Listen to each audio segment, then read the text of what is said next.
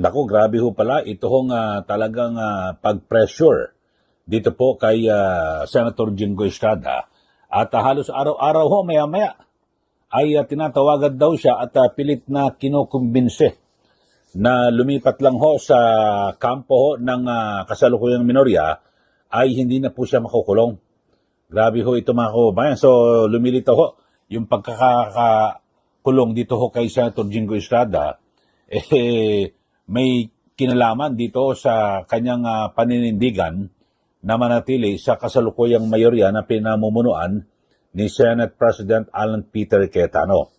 So yan po ang ibinunyag mismo ni Senator Rodante Marcoleta na anya ay talagang wala hong patid at pilit daw po na kinukumbense ito pong si Senator Jinggoy na bumaliktad na at iwan niya na yung kasalukuyang mayorya sa pamumuno ni SP Cayetano. So dito ho mga kababayan ay ano ba talaga ang pagkakaso dito ho sa mga senador neto na sinasabing involved sa mga anomalya tulad ho ng sa flood control. So dito ho ay parang hindi pala totoo na talagang may kasalanan. Kung ganon, kasi kapag lumipat ho ng kampo, itong si Senator Jinggoy ay hindi na siya makukulong. O mawawala na yung kaso. So ano ito mga kababayan? So yan po mismo at talagang alam niyo ho ang sabi ho ni Senator Marcoleta kahanga-hanga raw po yung katatagan ng dibdib ho ni Senator Jinggoy at hindi po siya nagpadala sa mga pressure at ang halos araw-araw po na pagtawag sa kanya para lumipat lang. So yun nga ho, di ba, may binabanggit ito si Senator Jinggoy kung talagang iyan po no yung kanyang ginawa. Kaya nga ho itong sinasabi ni Senator Jinggoy na sabi niya, as I have said before, if this is the price that I have to pay for standing by my principles and for what I believe in, then so be it. So yun po ang matapang ho na paninindigan ni Senator Jinggoy at ipagpapatuloy niya raw po yung paghahanap ng katotohanan at ang pagtatanggol sa kanyang pangalan sa tamang forum at alinsunod sa batas. So yan po mga kababayan, mismong si Senator Marcoleta ang nagkumpirma at talagang napakatindi ho yung yung ginagawang panggigipit dito po sa mga senador na sa ngayon ay nasa panig po ng mayorya na pinamumunuan mismo ni Senator Alan Peter Cayetano. At ayon ho kay SP Cayetano, talagang grabe raw po yung mga panggigipit na ginagawa sa kanilang grupo, mga kababayan. So, talagang, ano ho ba ito? So, lumilitaw ho, mga kababayan, na kung saan ang hindi po issue po ng impeachment ang parang prioridad ho nito hong kasalukuyang minorya, kundi ay muli makuha po nila ang kontrol ng mayorya sa Senado para sila po ang kukumpas dito po sa Senate Blue Ribbon Committee na siya nag-iimbestiga dito po sa flood control project. So dito ho mga kababayan, at ito maliwanag ho mga kababayan, talagang kumbaga sa lahat po ay nagtutulong-tulong at nagsasanib puwersa para para tiyakin na makukuha muli ito pong liderato diyan po sa Senado. Pero sabi nga po ni SP Cayetano wala talagang mahirapan po sila at ito ang tunay na independent.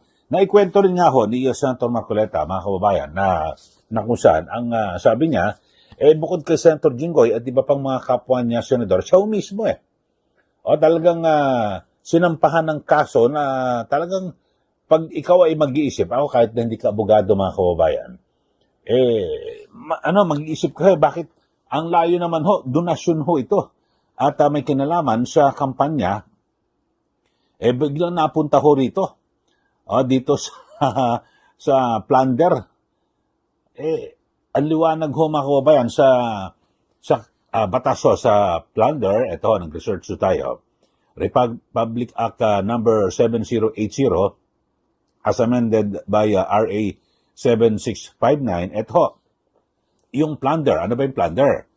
A public officer commits plunder when he or she accumulates or acquires ill-gotten wealth totaling at least 50 million pesos through a combination or series of other criminal acts. Sino ba yung mga pwedeng kasuhan dito? Ito hong mga public officials, elected or appointed, private individuals who conspire with public officials may also charge. Example, ito ho, mga kababayan, ito yung mga ehemplo, yung misappropriation or conversion ng public funds, or receiving kickbacks, commissions, or bribes, illegal disposition at taking illegal disposition of government assets, taking advantage of official position to enrich oneself, obtaining shares, percentages, or benefits from government contracts. So ito yung mga elemento. To secure a conviction, the prosecution generally must prove, ito dapat patunayan, na ang accused is a public officer or conspired with one, so nakipagsabwatan. At ang liwanag ito mga kababayan, na yung pera, dapat pondo ng gobyerno ang pinagsamantalahan. Kaya nga taga sa wikang Pilipino, pandarambong So sabi nga ho ni Senator Marcoleta, maliwanag na parang talagang ito ay panggigipit. Dahil sa isa siya talagang maingay para ipagpatuloy itong investigasyon ng Senate Blue Ribbon Committee dito po sa flood control, di ba? Talagang pag nagsalita, nag-privilege speech si Senator Ping Lacson, binabara niya ho hanggang humantong po na ayaw na ho siyang sagutin at ayaw na ho magpatanong, magpa-interpolate si Ping Lacson, di ba?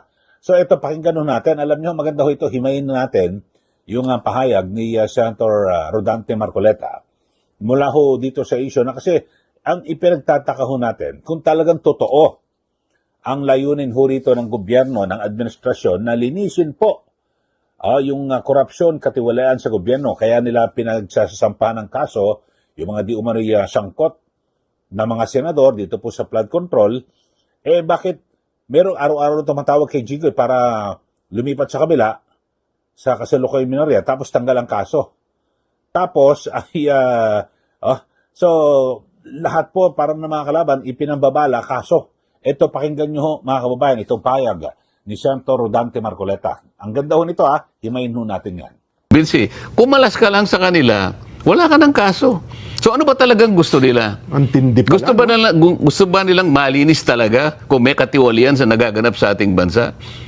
O kailangan nilang sila yung maging mayorya para pagtakpan ang isang bagay na kinatatakutan nila mula't mula pa. Ito dapat yung pagtukoy, malaman na ng taong bayan kung sino-sino. May idea na tayo, formality na lang ito Opo. Anong dahilan dyan? Bakit pati ako'y kinasuhan ng plunder? Ako na lang kasi ang nagsasabi na ipagpatuloy natin ito. Wala nang iba. Ito yung kinatatakutan nila. Ngayon, kapag ito'y nagpatuloy at natukoy natin sila, yan ang gusto nilang hadlangan. Yun ang gusto nilang matakpan. Nakita mo naman, nung sila ang mayorya, nakita mo ba naman, 9 na buwang singkad. Totoo.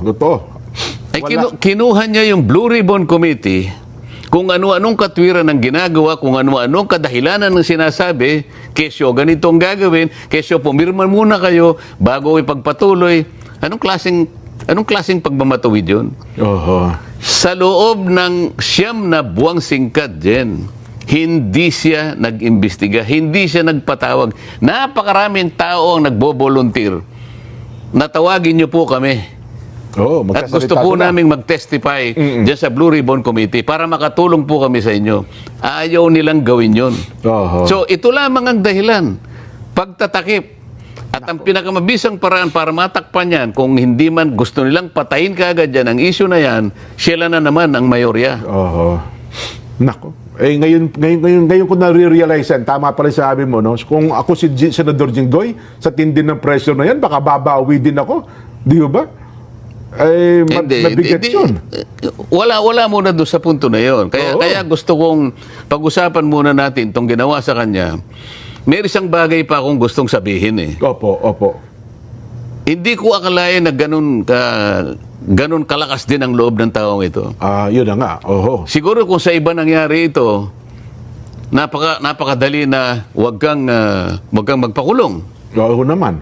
O baka sakaling bukod doon, baka may ibigay pa silang pabuya sa iyo. Kung lilipat, ganun lang naman pa. Pero dahil alam niya yung pinaglalaban namin, prinsipyo na po ito. alam niya prinsipyo yung pinaglalaban namin. Sabi niya, nung isang araw narinig ko siya, magpapakulong po ba kayo pagka magpaparesto kayo? O, sinabi naman niyang maliwanag, if this is the price I have to pay, so be it. Yun, oho. So kailangan po malaman ng tao na siya ay talagang nanindigan. Hindi siya kumalas sa amin. Oho. Kahit na siya'y makulong pa, hindi siya lalabas, hindi siya kakalas sa aming grupo na 13 kami. Oho.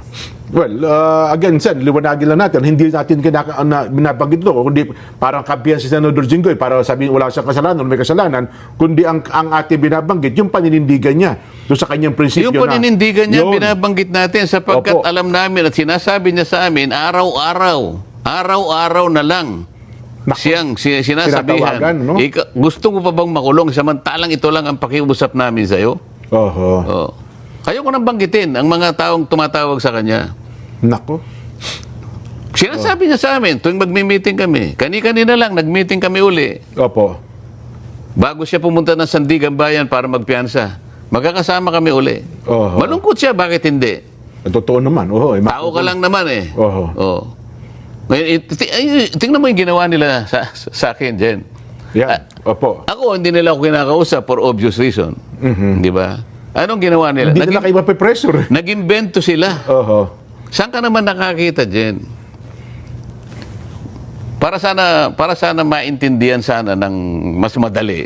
Opo, ng ating mga kababayan. Kasi kahapon, yung assistant ombudsman, na nakita ko siya, nagpa-interview na naman siya sa isang Opo. istasyon ng television, na tinatanong siya, bakit po ninyo, pati si Senator Marcoleta, kinasuhan nyo ng plunder? Oho. Kasi po kahit ako, parang hindi yata yun kasi contribute. Yun ang tanong sa kanya, Yun naman, donasyon ng mga kaibigan niyang Hindi private naman pera funds ng naman gobyerno yan. Tapos sinabi niya, hindi, kasi kahit private funds kasi, kapag yan ay binigay na merong pangako o kung ano mang pabuyang parang ibigay niya dahil meron siyang opisina, ganyan. Sabi nila, sa Makatwid kahit po pala pribadong pondo Oo. na kapag may pangako, may ganyan, ano. Oo. Yan po pala'y plunder. Oo, sabi niya gano'n. Bigat, ano? Oho. Ang nakakapagtaka doon, Jen, wala man lang siyang nasabi kahit konti. Kasi kailangan mong establish ito Siyempre eh. po, establish mo yun. Oho. Kung walang kaugnayan yung pondo doon sa sinasabi mo, baka nag-speculate ka lang, baka inaakala mo lang, baka nangako ito ng kung ano-ano, Oho. na maaaring sa pangako na yon maka-influensya. merong madadamage ang gobyerno Ayan. o madadamage ang serbisyo na para sa mga tao. Oho. Yan ang kasi pagka ganun, corruption yun eh. Ayun, opo. So opo. kinakailangan mong i-establish yung connection nung pagbibigay nila ng tulong sa iyo dahil kampanya kasi ito Jen, ito Opo, yung sinasabi ko campaign eh. yan, ng mga panahon Kailangan mong ikonekta. Mhm. Pinakikinggan ko siya, wala man lang siyang masabi na koneksyon. Oho. Pagkatapos, bumalik na naman sa iba. Alam mo, kanya, ang plunder kasi, kaya mas marami yung napagtatalo kami, sabi siya. Mahirap kasi kanyang i-prosecute ang plunder. Kaya, alam mo kasi, pag plunder kasi, corruption yan, katiwalian, Oho. talagang wala kang makitang resibo. Wala kang makitang Walang paper trail. Opo. Ganyan, kasi plunder nga raw, ano? Pag ano? Kaya napakahirap corruption. talaga. Opo. Ngayon, ang sinasabi nila, siya inamin niya eh. Siya mismong nagbigay ng katibayan. Sa palatuntunan natin ito, sa ano? Sabi niya, parang admission against interest.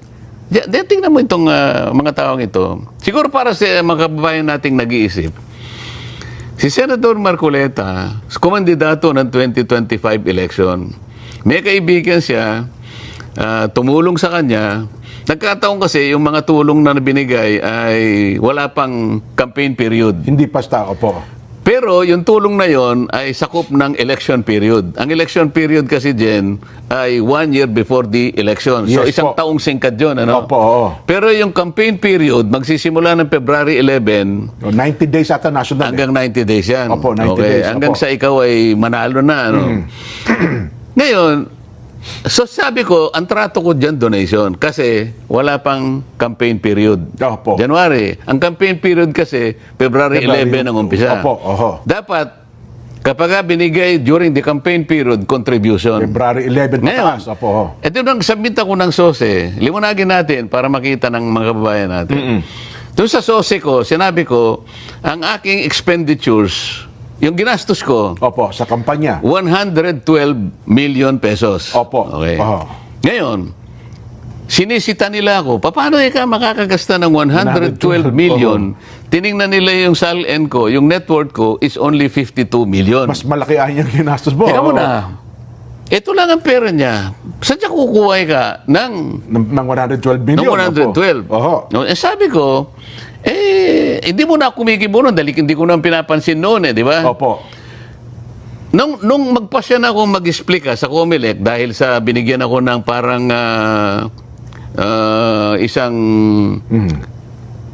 magpaliwanag ka, sabi niya. Opo, ipaliwanag niyo po yung side ninyo. Opo, Bakit yun dito? hinangan ako ng kaukulang pagpapaliwanag. Show cause order ang tawag doon, Jen. Opo. Hindi pinaliwanag ko na na-receive ko po itong donation sa 3 kaibigan na nagkakahalaga ng 75 million. Yes, opo. Siniyasat nilang ganon. Sa batas kasi natin, sabi kong ganon, at yun naman ay pinagpasyahan ng Korte Suprema, kapag labas sa sa campaign period, Campaign period, opo. pwedeng donation yon. Okay? Opo. At sabi naman ng Supreme Court sa kanyang pagdidesisyon, hindi pa siya kanya kandidato noon. Ayun. Magiging kandidato lang siya pag magpa-participate siya during the campaign period. na. Okay. Opo. So, nung makita ng Comelec, wala kanya siyang Oh. wala siyang kasalanan dyan. Walang Maayos ang kanyang pagpapaliwanag.